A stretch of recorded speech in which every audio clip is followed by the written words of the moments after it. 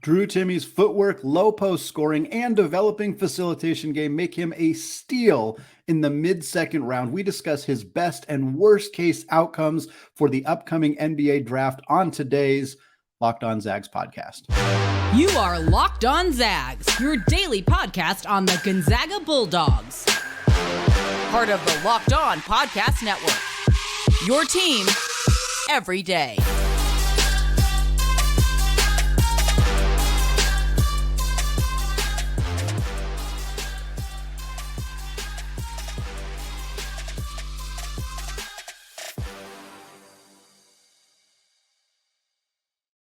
What is going on, y'all? Welcome to the Locked On Zags podcast, part of the Locked On Podcast Network, your team every day. I am your host and longtime Gonzaga podcaster, Andy Patton, here to bring you news and updates on all things Zag athletics. Today's episode is all about Drew Timme, 2 days away from the 2023 NBA draft. We're going to discuss the pros and cons of drafting Drew Timme, some of the best and worst case scenarios for him in terms of team fit and role and all of that stuff. And then we're going to close out the show with a more realistic prediction of what might happen for Mr. Drew Timme over the next couple of months. So we're going to do one of these for Drew Timme here on Tuesday. We'll do one for Julian Strawther on Wednesday. We will close out the pre-NBA draft season with an episode on Thursday discussing more draft stuff related to Timme and Strawther and the other WCC guys, Maxwell Lewis and Brandon Pajemski. Of course, Friday we will recap where Drew Timme and Julian Strawther ultimately ended up and if Malachi Smith, Rasir Bolton end up getting signed at that point as well. Today, though, it's all about Drew Timme. Timme Tuesday for the day. We're going to talk about the pros of taking Drew Timme, and they're obvious. We've talked about them a lot on this podcast. You everyday listeners have heard me talk about the pros and cons of Drew Timme's game from an NBA perspective probably at least 5 times, maybe 10 times. We've talked about it a lot on this podcast. I love getting a chance to kind of break down some of these guys and how their play at Gonzaga translates to the NBA. We've seen a lot of players, of course, have tremendous success going into the NBA, but there are usually some kind of bumps, some things that are a little bit different. For Drew Timme, the obvious pro is his prolific footwork around the basket. Drew Timme's low post scoring game will translate to the NBA if he is given an opportunity to use it. We'll talk a little bit more about that aspect of this later in the show, but Drew Timme can score on NBA bigs. A lot of people like to say, oh, well, you think the footwork's going to work against Rudy Gobert? A whole lot of people don't score against Rudy Gobert. Trying to reach for the upper echelon of difficultness is always kind of a silly way. People are like, well, he's not going to be able to guard Giannis. Nobody guards Giannis. Nobody guards Jokic. Like, those guys are really, really good for a reason. Teams are not drafting Drew Timme with the hopes that he will stop Giannis Antetokounmpo. That is not what his role is going to be at the NBA level. Will he struggle to score on Rudy Gobert? Probably, but also this is a guy who put up 25 points against Evan Mobley in the Elite Eight against USC. Evan Mobley, widely considered one of the best low post defenders in the NBA. Drew Timme can score on NBA bigs. I have virtually no doubt about that. At the same level of, averaging 20 plus points per game consistently in college, probably not. But can he score against NBA bigs? No doubt. Footwork, high basketball IQ, ability to reposition himself, reestablish position, move without the basketball, all of those skills, reading and reacting to defenders, feeling where they are on his back, knowing when to make the spin move, when to pump fake, when to draw contact, all that stuff. He is exceptional at this. This is the biggest skill set that Drew Timme possesses, and he is better than anybody else in this draft class at many of those particular skills. There are questions about how translatable those skills are in the modern NBA. And that is the reason that Drew Timme being the most prolific at that in this class is not leading to him being somebody projected to be picked higher than the mid 40s is kind of the highest we're seeing Drew Timme in any mock drafts, because it's just not a skill that really is being utilized in the NBA. But it is there for Drew Timme. Don't get me wrong. He is very, very good at that. Additionally, Drew Timme has also improved as a scorer off the dribble. He can put the ball on the deck. He's not a great ball handler. He's probably never going to be a great ball handler. There are some turnover issues. Again, we'll talk about that. But Drew Timme has improved to the point where if he has the ball 14, 15, 18 feet away from the basket and he turns and faces and is looking for cutters or looking for backdoors or any other type of offense that they're running, if he needs to put the ball on the deck to get into a different position or he has the ability to attack the basket, he is capable of doing that. We saw him do it at Gonzaga. We saw him do it at the NBA Draft Combine. He can do that. Again, not an elite ball handler, but somebody who is capable of putting the ball on the deck and getting to the rim if he needs to do so. He's also very good at moving without the ball and reestablishing position. We kind of touched on that already. How valuable that skill set will be in the NBA kind of remains to be seen. It depends on team fits and stuff, but he has that ability unquestionably. He can operate in a motion-heavy offense, again, constantly moving, switching, changing positions, reestablishing yourself. All that stuff is stuff that Gonzaga has done for the last 4 years, for longer than that even. And Drew Timme's ability to adjust to that kind of offense should help him in the NBA. And again, he's improved as a playmaker and a facilitator. And I think we talked about this on a recent episode. Again, you everyday listeners certainly heard our conversation about this, but Drew Timme's improvement as a passer, as somebody who you can actually funnel the offense through, that to me is critical. Because if he's a low post scorer where the only thing he can really do offensively is get the ball on the block and make a post move, he's not going to be all that valuable. But if you can get him the ball 18 feet away from the basket and you can run actions off of him, whether it's side to side ball screen stuff, backdoor cuts, him turning and facing and running stuff through him that way, now teams are probably willing to give him an opportunity to do that. You know, are they going to hand him the keys to the kingdom like Nikola Jokic or Tim Duncan and just say, here, we're funneling everything through you? Of course not. That would be extremely unlikely. He might have that role like in the G League, but in the NBA, he's going to have to work very hard to get to that point. But the skill sets are there. It is the kind of thing that you could imagine he could be doing in the NBA. At the same level as Jokic? No, almost certainly not. Or even Domantas Sabonis, who plays a similar role in the NBA right now. But it's there. It's there. And I think that is what makes him that's one of the things that makes him the most appealing of all of the other traits that he has at this point when teams are evaluating whether they want to select him or sign him as an NBA draft prospect. The best case NBA role for him, in my mind, is a team that is willing to let him operate with the ball in space. Finding a team that's actually going to let him do that. Again, it doesn't need to be 15 minutes a night or more than that. It doesn't even need to be every single night, but somebody who's willing to put him in that role instead of just pigeonholing him as a low post scorer or worst case, trying to turn him into a pure 3-point shooter. Those would be the worst case. Best case, the team that's willing to let him do that. I compare it a little bit to how the Portland Trailblazers used Mason Plumlee for a couple of years. He was on their team for 136 games in the 2014-15 range.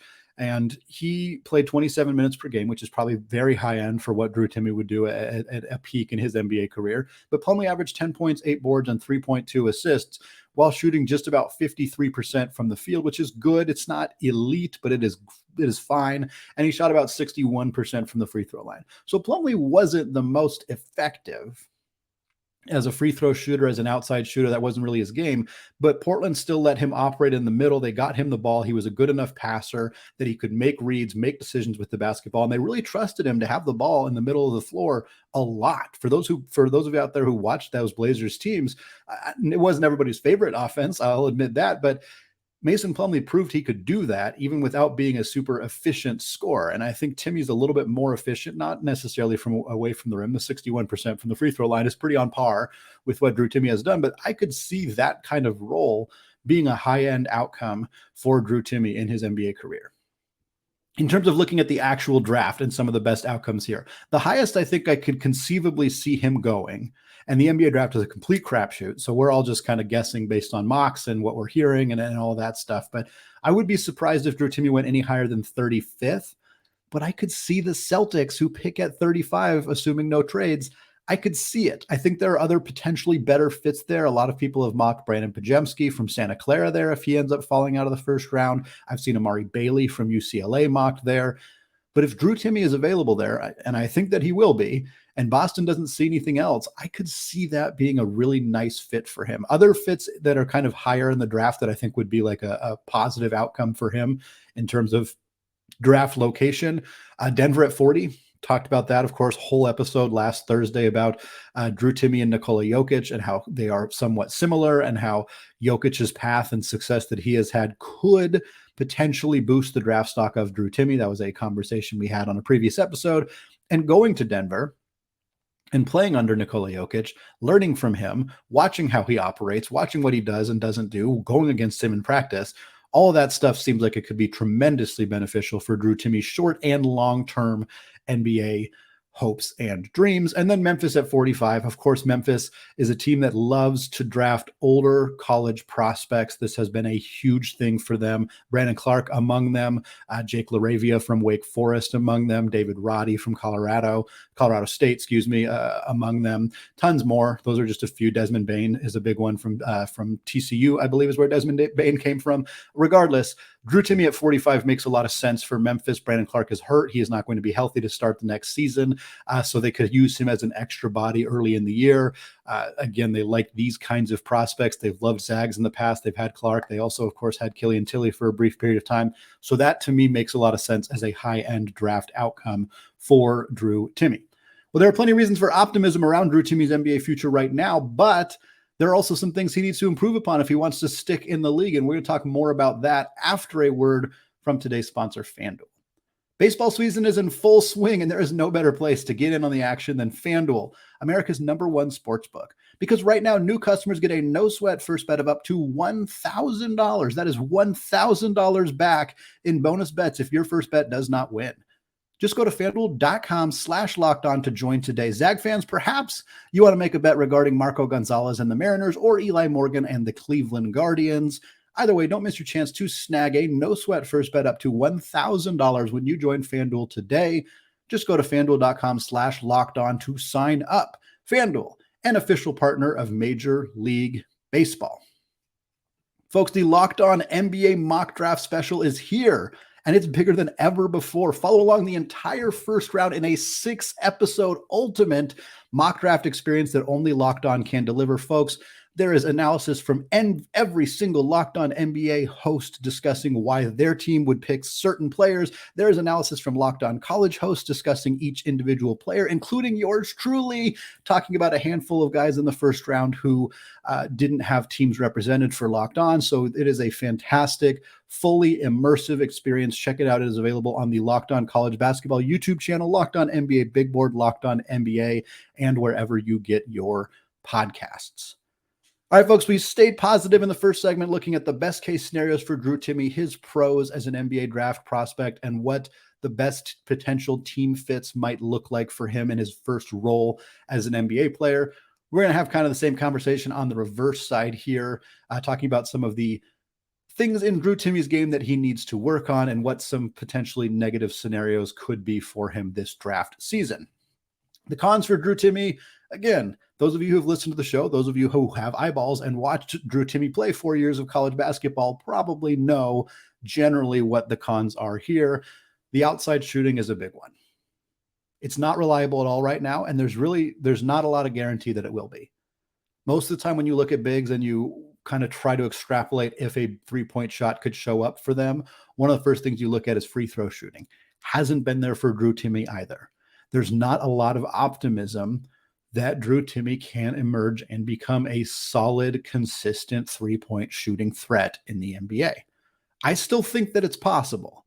Drew Timme has worked extremely hard. He takes hundreds of three-pointers in the offseason. We see him working on it. We see results in shooting drills. He looks much better as a three-point shooter, but he's not knocking them down in games. And up to this point, he has not proven that he is capable of doing so.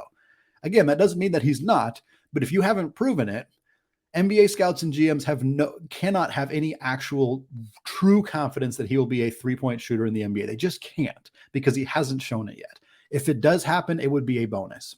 I mean, he shot 16.7% last year from deep, and he's been a poor free throw shooter his entire career.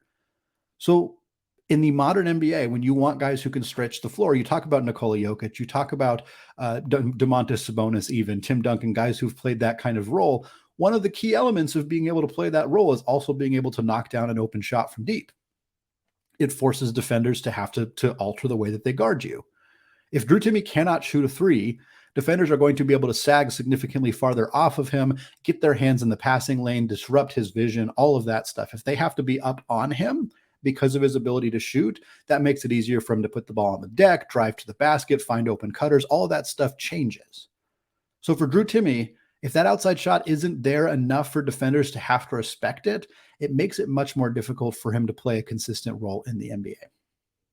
Beyond that, Drew Timme's not long or strong enough to really be an impactful low post NBA defender or rim protector. He's never really been a rim protector at Gonzaga, was never really asked to do that role, but there was 2 very notable seasons in his career at Gonzaga where they didn't have any rim protection. Of course, the championship team in 2021 got exposed for not having that rim protection. The next year they add Chet Holmgren. Suddenly they have a whole ton of rim protection. But then the year after that, this most recent season, no Chet Holmgren, no real rim protection on the roster. It ended up being something that really, really hurt them throughout the regular season and eventually in the NCAA tournament. Timme's barely 6'9". His wingspan is fine. It's above average, but it is not elite. And the athleticism, there's always been a little bit of a question about that. His jumping skills are not great. They're below average for a player of his size.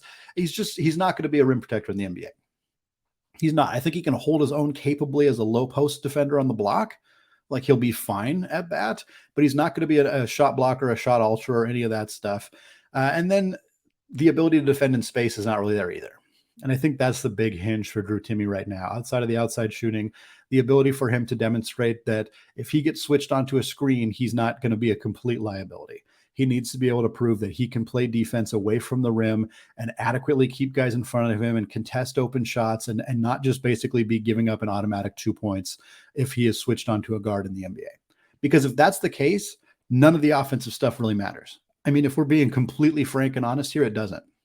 If he cannot play and good enough defense to keep people in front of him, to not just get exposed every single time down the floor by the team running a high screen, getting him out into space and then just attacking at him. If that is what is happening if teams figure out they can do that in the NBA, they're just going to do it every single time. There's no reason to not just consistently attack until the other team takes Drew Timme out of the game. Again, I'm not saying this is what's going to happen. I'm saying that this is a worst case scenario for Drew Timme, is the defense is just not there at the level it needs to be for him to be able to stop NBA guards or even more athletic NBA bigs from just attacking and going to the basket. And at that point, it doesn't matter how effective he is offensively. It doesn't matter if those skills have emerged to allow him to be a bit more of a facilitator. If he's the turnstile on defense, it's just not going to matter. I think he has room to grow there. I think there is optimism for him to continue to grow, but you're also somewhat capped by how athletic you can get. Drew Timme is going to get more athletic. He's going to get better. He's going to get faster and stronger and all that stuff. I really believe that most guys do when they get in the NBA and they're not in college. They're not worrying about school and academics and social life and all that stuff. They're just in the NBA grinding and working. I think he'll get better, but there's still a limit to how much better he can get. And that limit he needs to be able to be the best version of himself defensively that he's capable of being, because even that is probably not going to be a even good NBA defensive player. It might be a fine or average NBA defensive player. With that, plus his skills as an offensive player, probably allows him to play. But if the defense kind of cancels out the offense, you're probably just not going to get a consistent role. And I think that's the biggest kind of hinge right now for Drew Timme's NBA future. Can the defense be at least adequate enough for him to play consistent minutes at the next level? Looking at some worst case NBA role stuff for him, I think the worst thing that could happen for Drew Timme in year one is if he gets drafted by a team that wants to keep him on the bench but doesn't really play him in the G League. A two-way contract where he spends most of his time in the NBA deep on the bench and doesn't play that much in the G League. Or not even a two-way contract, just a regular contract. Maybe he gets signed for a regular deal as an undrafted free agent, gets drafted late in the draft and just hangs on to a team but doesn't really get opportunities to grow in game settings. He's working in practice, all that stuff, but he's not really getting that G League game type experience. I think that would be the worst thing. I don't think there's a lot of teams that would do this to him. Mind you, I think if a team's not going to play him in the G League, it's because he has a consistent enough role in the NBA. But there are scenarios out there where he's just kind of buried on a bench and not seeing a lot of playing time. And that would be unfortunate for Drew Timme. It would be unfortunate for us as people who want to watch Drew Timme play basketball next season as well. And I think the other worst case scenario is what happened to Domantas Sabonis and what happened a little bit to Brandon Clark, which is that a team tries to just turn him into a floor spacer. Billy Donovan, who is a well-respected coach at the college level and at the NBA level, for some reason, after acquiring Domantas Sabonis as a rookie, put him on the roster and threw him in the corner and said, Russell Westbrook's going to do everything on this team and everybody else just stands in a corner and shoots threes when you get the ball. I don't think that was a horrible strategy, but you needed the right personnel. And rookie Domantas Sabonis, who shot virtually no threes in college, and even now as a three-time All-Star, All-NBA player, is still not a three-point shooter, was a mystifying decision by the Oklahoma City front office. And the best thing they did was package him in a trade for Paul George and let him go to Indiana, where he developed into a star. The worst thing that somebody could do to Drew Timme is say, well, we really want you to be a stretch four, so we're just going to kind of make you a stretch four and force you into that role, when that's not really his skill set. Drew Timme playing in the NBA away from the basket constantly is just a crime. It's not his skill set. Doesn't mean he can't improve in that area, but why not use him for what he's good at, scoring around the rim? So that to me would be a worst case scenario for Drew Timme. He's either not getting any playing time at all, buried on a bench, or being used in a completely out of place role where fans are going to be like, this guy sucks. We don't want him on our team because all he's doing is missing threes, when it's like, that's not the point of who Drew Timme is and should be. In terms of a low range of outcomes from a draft perspective, I think the worst case scenario for Drew Timme would be getting drafted at the very end of the draft by a team that doesn't necessarily have a good reputation for developing players. The obvious team that stands out here is the Washington Wizards at 57, the second to last pick in the draft.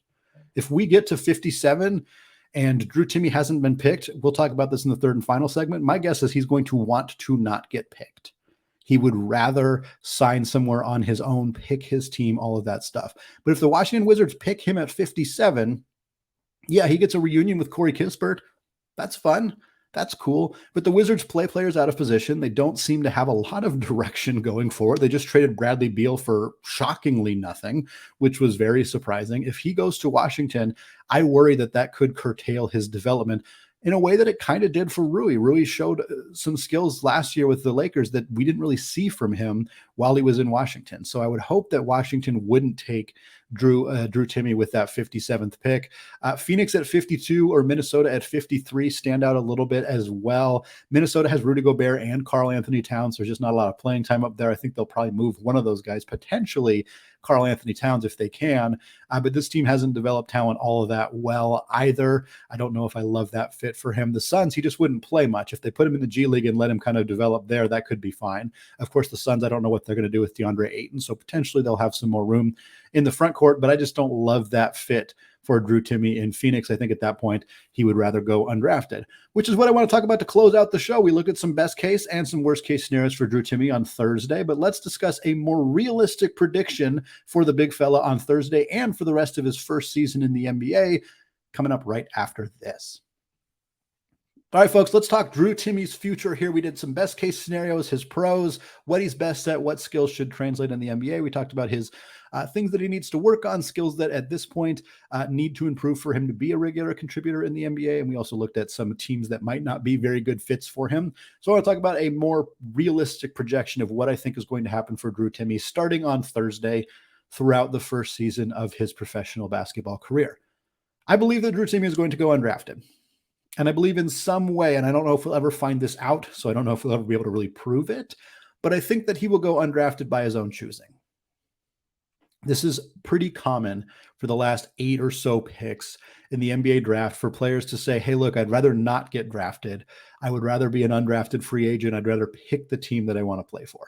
Teams don't really have to honor that. They can draft you. There's not really anything you can do to prevent them from drafting you. If you say, hey, I'd rather not get drafted, and they draft you, it's not really starting off your partnership on a particularly good fit. Most teams, I think, would honor that. But if a team really wanted Drew Timme and he said, hey, I'd rather not, they might just take him anyway. But I think this is what's going to happen. I think after about pick 47, again, the draft order will probably change as teams make trades and whatnot, but 47 right now is the Lakers. I think if the Lakers don't take Drew Timme at 47, that to me is where I think he could conceivably say, hey, at this point, I don't want to be drafted. Again, we may never know if he says that or not, but if he does go undrafted, that could be part of the reason why. It's worth acknowledging. This is reportedly what happened with Joel Ayayi. I don't know how true that is. I don't know how many teams actually wanted to draft him in those final few picks, but of course he did not get drafted. And we'll see what happens with Drew, but that's kind of where I think might happen. And I think the realistic thing here is that he's not going to get drafted, but within about a half an hour of the draft concluding, he will sign a contract somewhere. Which if that happens, and again, that is what happened with Joel Ayayi, it's a pretty good indication that he probably made the decision to not get drafted himself. Kind of seems to tip the scales in that direction at least. Then at that point, there are a lot of teams that would be really good fits for Drew Timme. Memphis, Denver, San Antonio, and Boston. We talked about Memphis already. We talked about Denver already. We talked about Boston already.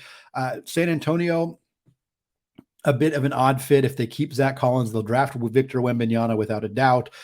Then they have Drew Timme. There's not really a role for him, but San Antonio develops bigs really well. Greg Popovich, for as long as he's still there, really good at using bigs in that kind of role that we envision for Drew Timme, the LaMarcus Aldridge role, the Tim Duncan role. It's probably more known for that than LaMarcus Aldridge, but having an event Wembanyama could be used like this, and they use Zach Collins like this a little bit as well as a big kind of the offense runs around the big man in the middle. That's what we talk about being a potential skill set for Drew Timme. And if he were to go to San Antonio, he could conceivably learn how to do that from a coach that is as good at implementing that as anybody has ever been in basketball. So I like that fit for him a lot. I also tossed Dallas on there because Drew Timme is from Dallas, and I think he would love to play with Luka Doncic and everybody that is going to be in Dallas next season. I don't know a ton about the fit. It depends on whether they keep Kyrie Irving and a handful of other things going on in Dallas, but it could be a good fit. It might not be a good fit. He'd be happy as heck signing with Dallas, and I want Drew Timme to be happy. So if that's where he wants to be, that would be nothing wrong with that fit for him as well. I think Drew Timme does end up getting a two-way contract. I think he goes undrafted, but he ends up signing a two-way contract. And I think there's a realistic chance that he puts up all-star caliber numbers in the G League. If you want a prediction, folks, Drew Timme will be a G League all-star in the 2023-24 season. Let's just throw that right out there. Second time they've ever been an all-star game. Last year was the first. Drew Timme will be an all-star in that game. You want predictions? Let's do predictions. Let's do hot takes. Let's get them out there. I think that's what's going to happen. And I think there's some pretty obvious examples of players who have already done this. Luka Garza, who has been compared to Drew Timme a lot as a dominant college player. Now, Luka Garza was a much, much better three-point shooter than Drew Timme, which is a big difference. Here's the deal. Luka Garza played 28 NBA games last year, averaged 6.5 points and 2.3 rebounds as a reserve big for the Minnesota Timberwolves. He also played 15 games in the G League and averaged 30.3 points and 9.8 rebounds. 30 and 10 for Luka Garza. 15 games, of course, a small sample size, but that's what he was capable of doing in the G League. Charles Bassey, 3-year big man at Western Kentucky. He played 35 NBA games last year, averaged 5.7 points and 5.5 rebounds. Played 12 games in the G League, 23.7 points and 10.2 rebounds. A season like that for Drew Timme, where he plays half-ish of the NBA regular season games, averages 5 and 5, and plays a handful of games in the G League and dominates, would not surprise me at all. Isaiah Mobley picked 49th last year, the older brother of Evan Mobley, although he stayed an extra year in college. Isaiah Mobley last year, 2.6 points, 1.6 rebounds in 12 NBA games. I would hope that Drew Timme would get a little bit more of a look in the NBA than that. But Mobley in 31 G League games, 21.5 points, 8.8 rebounds, 3.7 assists. He was a rebounder. He was a scorer. He was a facilitator. He did a little bit of everything and got a glimpse of the NBA as well. I think that any of those options could happen for Drew Timme. I think the Luka Garza route of scoring 30 and 10 in the G League and also scoring 6.5 points in 30 NBA games, probably high end of reasonable expectations for Drew Timme in year one, at least. Mobley being the low end. Again, I hope that Drew Timme plays in more than 12 NBA games as a rookie, and I hope he's able to average more than 2.5 points per game. But Drew Timme averaging 21.5 points, 8.8 rebounds, and 3.7 assists in 31 G League games feels really attainable. Really plausible. If he could do that with a little bit more production in the NBA, that's kind of where I'm at. That's kind of where my prediction is at right now. Drew Timme, G League All-Star, puts up numbers in the G League that look kind of similar to the numbers he put up at Gonzaga, and he gets glimpses of the NBA, 12, 15, 20-ish different games in the NBA with whatever team signs him. That, to me, is my prediction. That's what I think we're going to see from Drew Timme in year one. What does that mean for his future? Well, that's maybe a conversation for another time. But ultimately, if he were able to put up that kind of numbers in his first professional season, it bodes well for him continuing to develop. People talk about his age as if it's a huge concern. He's 22. If you put up those kind of numbers as a 22, 23-year-old in the G League, you're going to continue to get looks after that. We'll be back on Wednesday with more conversation on Julian Strother. Same type of conversation, best case, worst case scenarios, actual predictions for what his rookie season might look like. Coming up on Wednesday's episode of the Locked On Zags podcast, available wherever you get your podcasts, also available on YouTube. Go hit that subscribe button if you have not done so yet. We'll, of course, continue to look at the NBA draft for the rest of the shows this week as well. Should be a very, very fun week here on the Locked On Zags podcast. Thank you all for listening. And as always, go Zags.